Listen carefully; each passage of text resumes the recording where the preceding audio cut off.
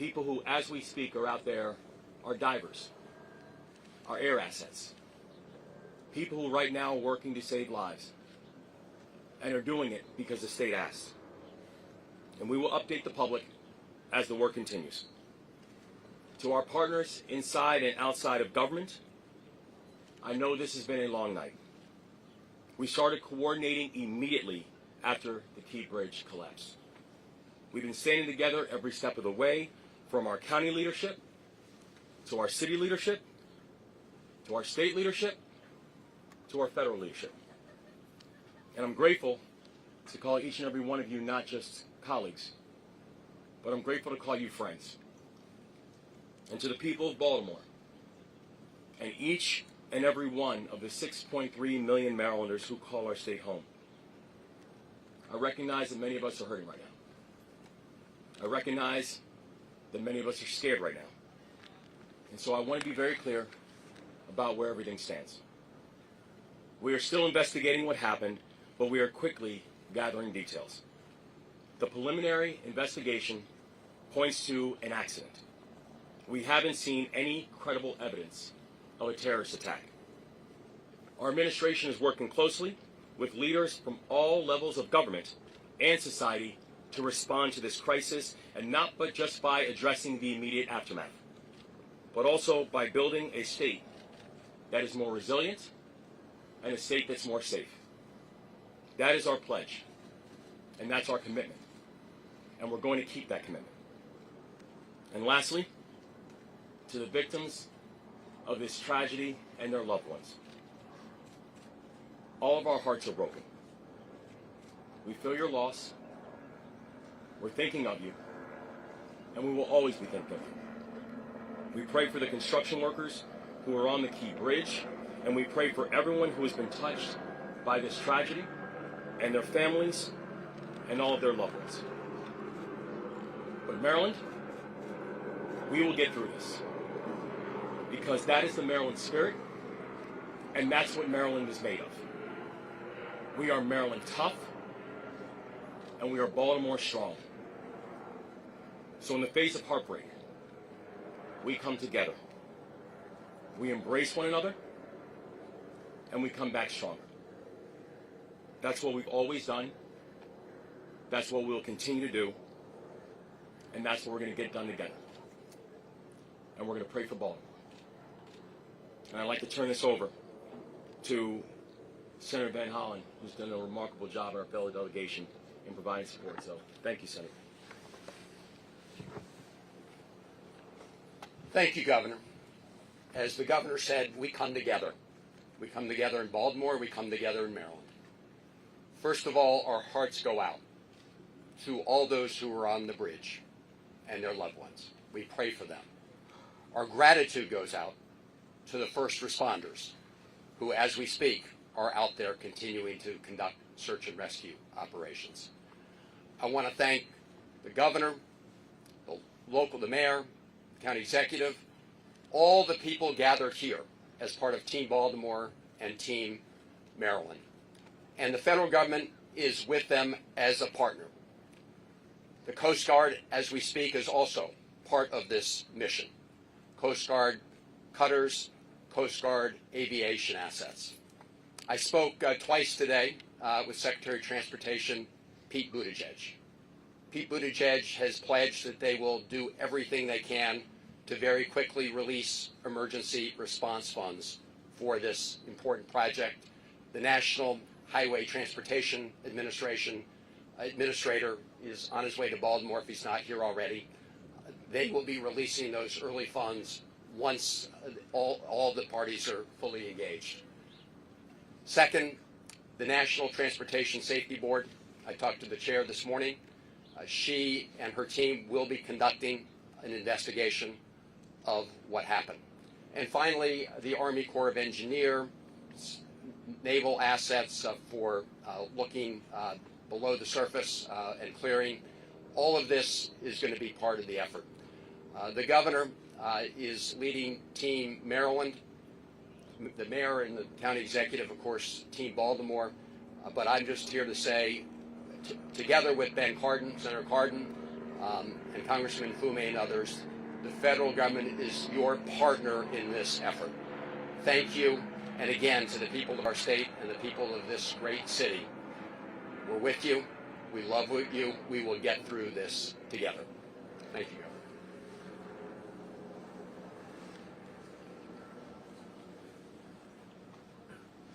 Good morning again. Paul Wiedefeld, Secretary of Transportation. Just a few updates since our meeting this morning. The crew that was out there working was basically repairing potholes, just so you understand that. It had nothing to do with a structural issue at all in the facility. At this time, one person has been rescued, and so far, and our efforts continue in terms of that. Engineers are on site right now, determining both some of the structural issues, obviously some of the debris field, and we'll start to work that, but we'll work hand in hand with the NTSB before we take any further action in that area.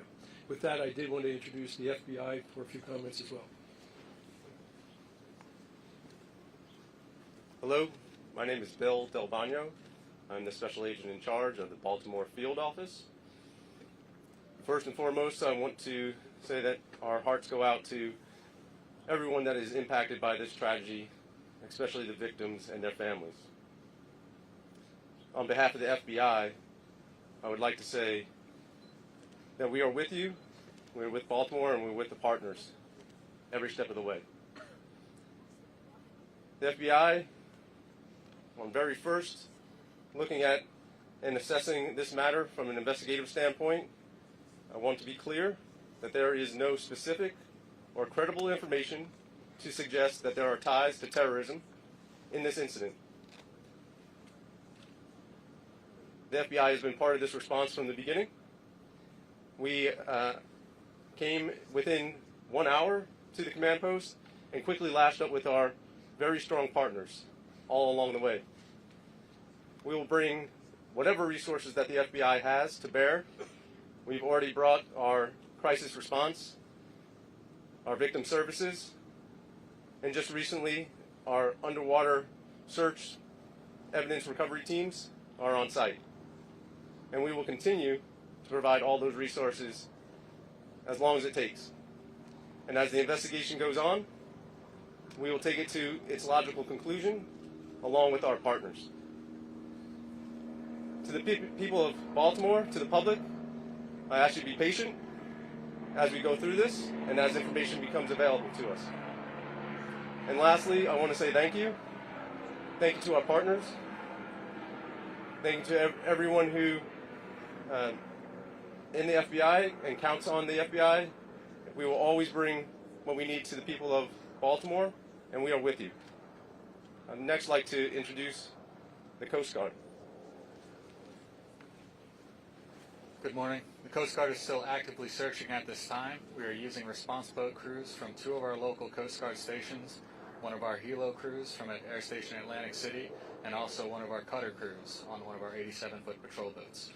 We will continue to work with our local, state, and federal partners during this tragedy. Thank you.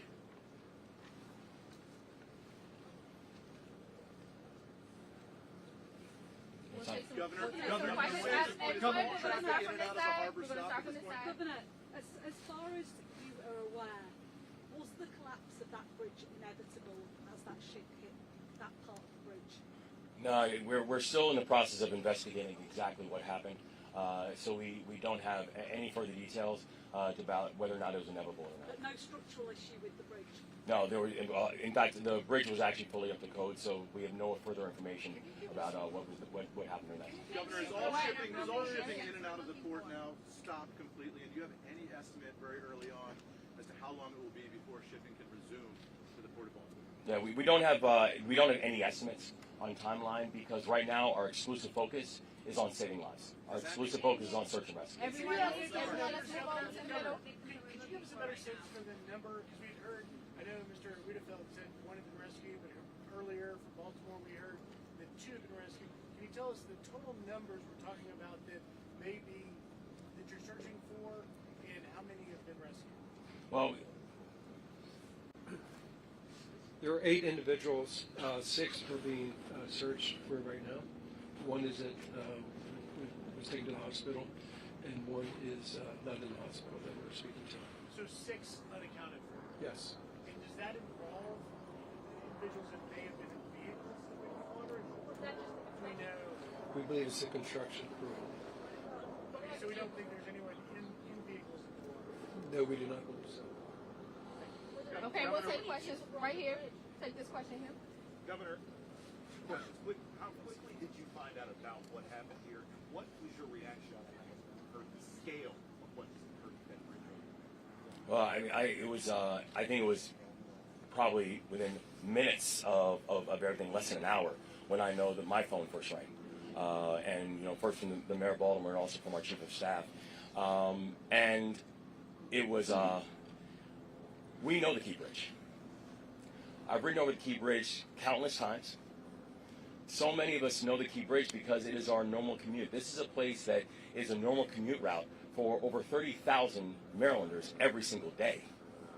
And so to hear the words that the Key Bridge has collapsed, it's shocking and heartbreaking. And immediately the first thought and the first ideas go back to what happened to the people, what was the impact on human life. But for every single one of us who are Marylanders, the words that the Key Bridge is gone, it still shakes us, because for 47 years, that's all we've known. And so this is not just unprecedented from what we're seeing and what we're looking at today. It's heartbreaking. Governor, can you confirm that the crew on the ship alerted authorities that it had lost propulsion and was in trouble? We can confirm that the crew notified authorities of a power issue. Yes. And that they had lost power on the ship. Was there any ability to shut down the bridge? Chris, I'm going to take the question right here first.